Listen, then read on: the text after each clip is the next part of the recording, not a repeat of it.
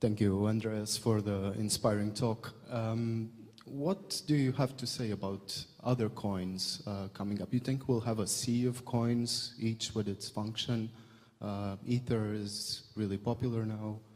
Smart contracts. Will other coins come up? How do you see it happening? Yes, they will. And this is something fundamental to understand about the new world of digital currencies or cryptocurrencies, of network-centric currencies, is that we try to apply to them the ideas of the past. And we have all lived our entire lives in a system that delineates currencies by nationality and allows them to be centralized and also to compete in a zero-sum game. One currency wins only if another currency loses. What better example for that can you see than the fact that right now 24 central banks have set their interest rates to 0 or negative in order to create a race of devaluation of their currency so they can erase their debt. They're racing against each other to the bottom. And that is exactly the result you have in a closed system with strict borders. But that's not what happens with Bitcoin. The important thing to realize is that money is not its physical form. Money is a form of language. Money is the language that we use to express value to each other. And money emerges in societies regardless of its physical form. It even emerges in primate societies. You can teach monkeys how to use money. And they will adopt it and teach it to their offspring. And they will also invent new financial things like prostitution and robbery. You beat the other monkey, you take its pebbles, and you get bananas. Money emerges among kindergarten children, even if they don't understand money. They trade tokens of money, colored blocks, rubber bands, Pokemon cards. It doesn't matter. Why?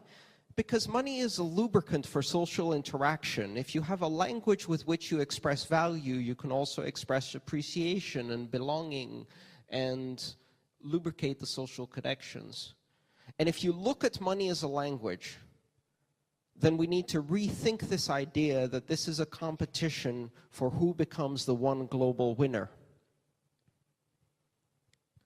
English is a very popular language. Did you all stop learning your local language because of that? Or did you learn 2 and 3 and 4? In the world, we have thousands of languages. And though we may see some power in some of the major languages, people can adapt in a way that they can use multiple languages. And the language connects them to their culture.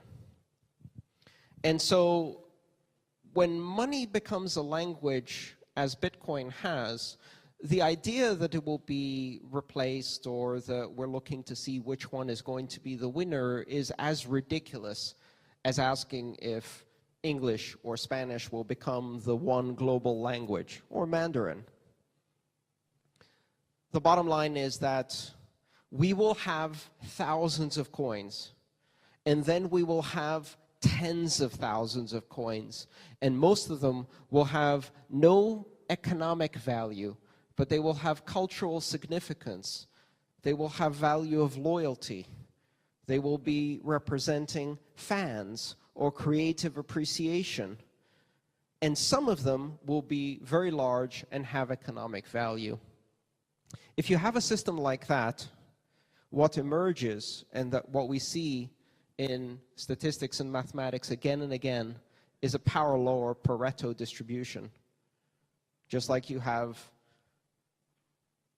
20 languages that are the world's most popular, but then you have a long tail of thousands of languages behind them, 20 artists who are some of the world's most popular, and hundreds of thousands of artists behind them.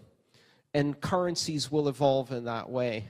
We may have 20 currencies that have major economic value and fit in specific niches: smart contracts, micropayments, cross-border transactions, solid reserve, etc.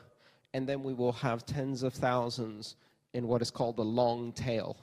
So one of the things we have to do is get rid of old thinking when it comes to looking at this medium. We don't yet understand exactly how it's going to be evolved, and there's a very simple reason for that.